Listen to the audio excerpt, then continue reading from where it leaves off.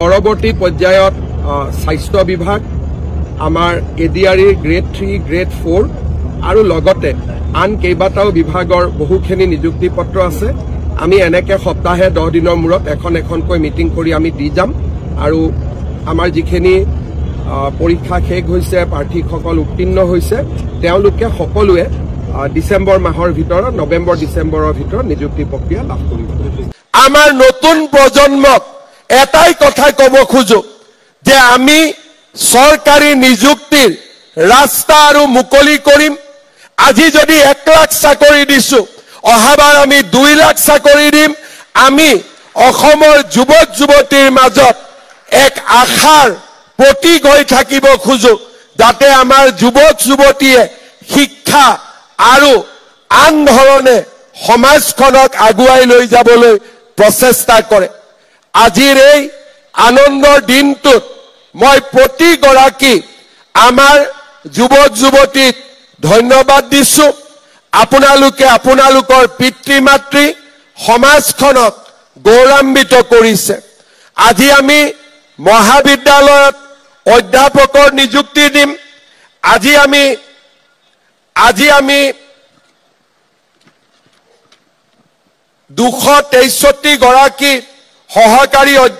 অধ্যাপকক নিযুক্তি দিম 110 গৰাকী মহাবিদ্যালয়ত আমি তৃতীয় বৰ্গৰ কৰ্মচাৰীক নিযুক্তি দিম আমি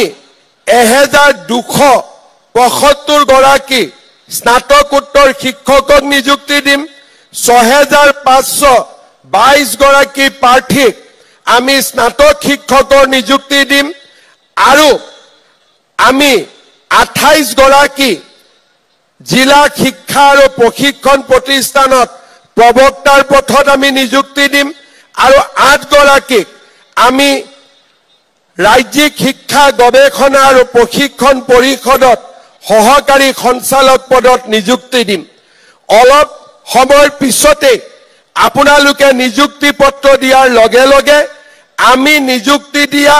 যুৱক যুৱতীৰ সংখ্যা 1,34,999 লৈ বৃদ্ধি পাব 1 লাখৰ প্ৰতিশ্ৰুতি আছিল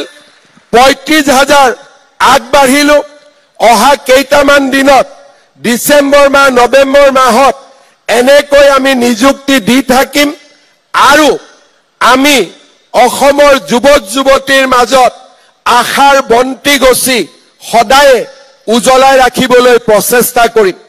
আপোনালোকক মই পুনৰ এবাৰ ধন্যবাদ জনালো প্ৰতিটো নিকা নিযুক্তিৰ আৰত কোনোবা ব্যক্তিৰ ত্যাগ আৰু কষ্ট লুকাই থাকে আজিৰ এই নিকা নিযুক্তিৰ প্ৰক্ৰিয়াত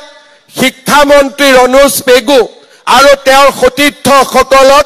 আমি সকলোৱে এটা দীঘলীয়া হাত চাপৰিৰে ধন্যবাদ জনাম আমাৰ নিযুক্তি প্ৰক্ৰিয়াত শিক্ষা বিভাগৰ প্ৰতিগৰাকী বিষয়াই যোৱা এবছৰ যি ধৰণে আমি ইয়াক পৰিচালনা কৰিছো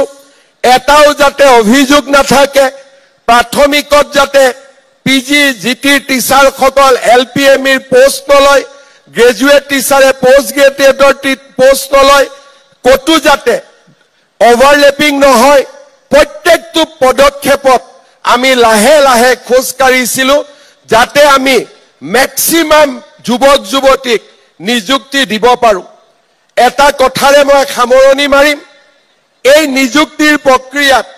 প্ৰথমবাৰৰ বাবে আমি বিদ্যালয়সমূহত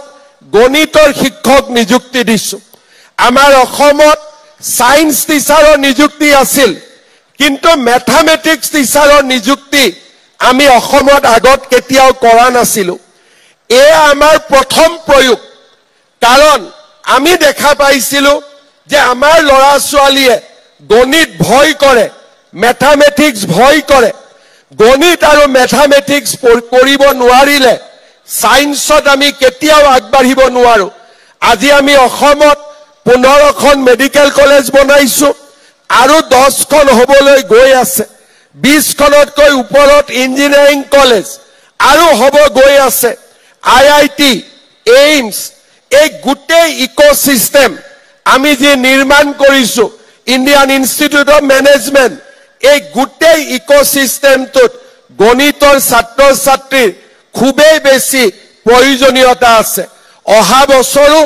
আমি গণিতৰ বাবে আৰু শিক্ষকৰ পদ সৃষ্টি কৰিম যাতে গণিত শিক্ষকসকলক আমি হাই স্কুল আৰু হায়াৰ সেকেন্ডাৰী পৰ্যায়লৈ আনিব পাৰো মোৰ অনুৰোধ আপোনালোকে যেন লৰা ছোৱালীক সৰুৰে পৰা গণিতক ভয় কৰাৰ পৰিৱৰ্তে যেনেকৈ ক্ৰিকেট খেলি ভাল পাওঁ ফুটবল খেলি ভাল পাওঁ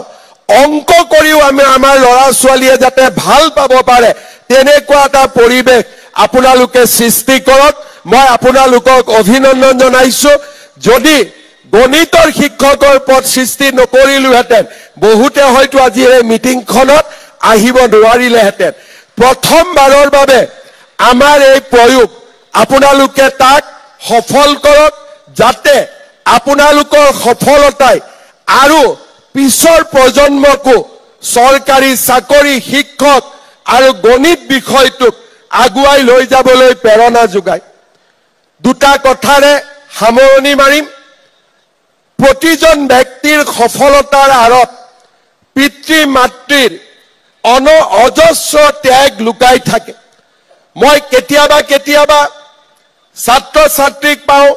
যুৱক যুৱতীক পাওঁ দেউতাক মাকৰ বহুত খবৰ ৰাখে আমাৰ চৰকাৰত বছৰি আমি 3 দিন বন্ধ দিওঁ পিতৃ মাতৃ বন্দনা বুলি কওঁ যে লৰা ছোৱালীয়ে দেউতাক মাকক কৰবাত ফুৰাবৰ কাৰণে লৈ যাব কোনোবা কাশী বৃন্দাবন অযোধ্যা বটদ্ৰৱা য'ত যেনেকে ভাল পায় লৈ যাব কাৰণ আমি এখন আদৰ্শ সমাজৰ সপোন দেখো য'ত এজনো পিতৃ মাতৃয়ে সন্তানে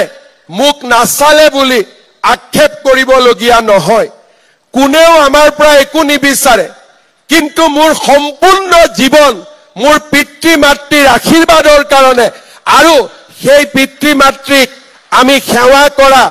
আমাৰ জীৱনৰ আটাইতকৈ পুণ্যৰ কাম মই আপোনালোকক অনুৰোধ কৰিম কোনেও যেন পিতৃ মাতৃক কেতিয়াও অৱমাননা নকৰে পিতৃ মাতৃৰ মৰম আৰু আশীৰ্বাদ আপোনালোকৰ শিৰত সদায় যাতে থাকে তাৰ বাবে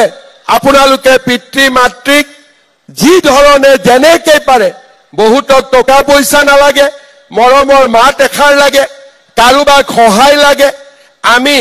মুখ্যমন্ত্ৰীৰ লোকসেৱা আৰোগ্য যোজনা আনিছো আপোনালোকে নাম লগে লগে অন্তৰ্ভুক্ত কৰিব কাৰণ লোকসেৱা আৰোগ্য যোজনাত